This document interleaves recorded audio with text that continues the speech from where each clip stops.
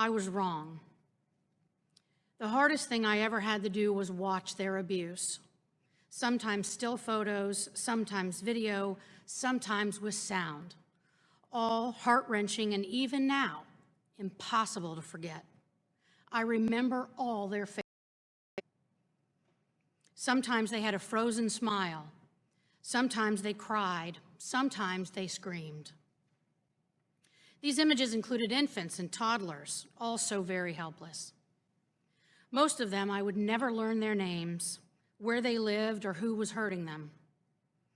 The struggle to cope knowing how many are out there even now will always be with me. No one who has seen these images is untouched by them. I would like to give my heartfelt salute to those analysts, officers, detectives, agents, and prosecutors who today search for these offenders, rescue these children, and endure these images. As the first national coordinator for child exploitation at the Department of Justice, I learned about how budgets impact the ability of law enforcement like Detective Beaver to protect children. When last I sat here testifying before this committee, I was limited by the rules of DOJ about what I could or couldn't say. I was asked then if I thought this crime problem needed more resources for agents, cops, and prosecutors. My answer, dictated by DOJ, was we support the president's budget. I now have no such constraints. And I can tell you today, as I would have liked to then, the answer is a resounding yes.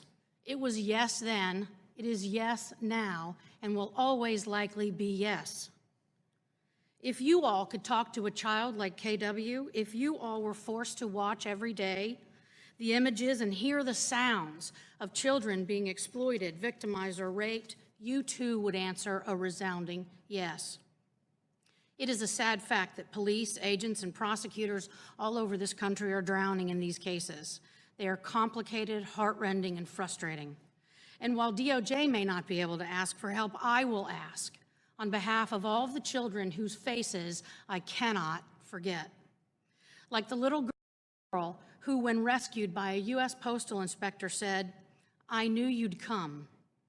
I begged for your help with my eyes when he hurt me and taped it.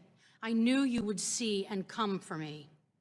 So many others beg us for help with their eyes, and we aren't coming. So many millions and millions of the images of children being sexually assaulted are shared around the world, and the good guys are losing. You should see the children's faces and hear their voices. Then, maybe, you would feel the same urgency of mission shared by police and prosecutors the world over. What higher mission is there? When we prioritize other things, we should have to look into the eyes of KW or children like her and explain to her why we haven't done everything we could to see that her father never hurt her again. I know this committee and Congress in general is constantly asked for resources for many worthy issues. Nelson Mandela said there can be no keener revelation of a society's soul than the way in which it treats its children. Given everything we know about child abuse, we're living in a society which has lost its soul. We must do better. Thank you. Thank you, Ms. Hakes. Detective Beaver. Good afternoon, and thank you very much for having me here today. Coming before you today is an honor to really describe what we see through the eyes as a detective, investigator, or special agent, and the complications that we have in our investigations and the successes we have in our investigations. I'm with the Loudoun County Sheriff's Office Special Victims Unit. With that, I'm task force out to the Internet Crimes Against Children Task Force. We aggressively go out each day, hunt down child predators, rescue victims, get them services, and allow them to go back to a normal lifestyle that they deserve. Even this morning, before coming here, we did a search warrant at 3:30 or 4:30 in the morning. We stay busy every day, and we will continue staying busy fighting the exploitation of children. What I want to cover today Testing. some of the the issues that we've encountered in investigating these crimes and the legal process that hinders us from finding the bad guy, hinders us from finding a child victim whose identity could be stuck in the cloud, encrypted. So I'll go into details in regards to that. A child victim is solicited online, giving you an example, through social media to produce child pornography. Exploited by an unknown suspect and has sent several videos of child pornography to the suspect.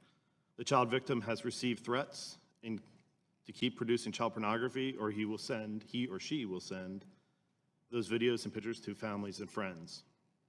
This is a common report we get sometimes 2-3 times a week in the Northern Virginia, DC area.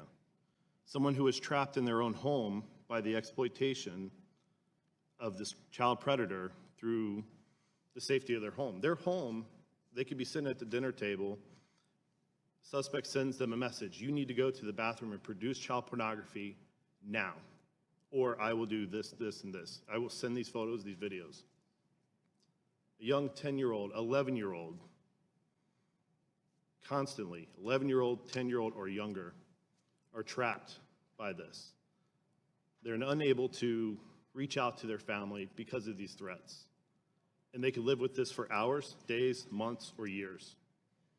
And by the time we get to the victim, there could be hundreds of videos or images that are submitted.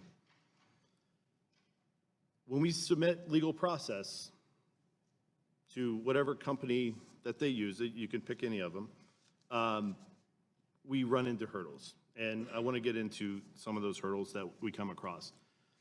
When submitting legal process to companies here in the United States, we receive emails back stating, we will notify the user of this account, the child predator. Think about that. We will notify the child predator. Yes, that is a customer of theirs, but also that young victim was a customer of theirs, okay? We fight with them and be able to move forward with our case. This is the brick wall we hit as investigators, and this is a true thing that we encounter on a day-to-day basis. I know that I speak for each agent, detective, investigator who works these cases, and in human decency, how we can notify a suspect of legal process before we've executed that search warrant to them. In closing, I thank you very much for having us here today, and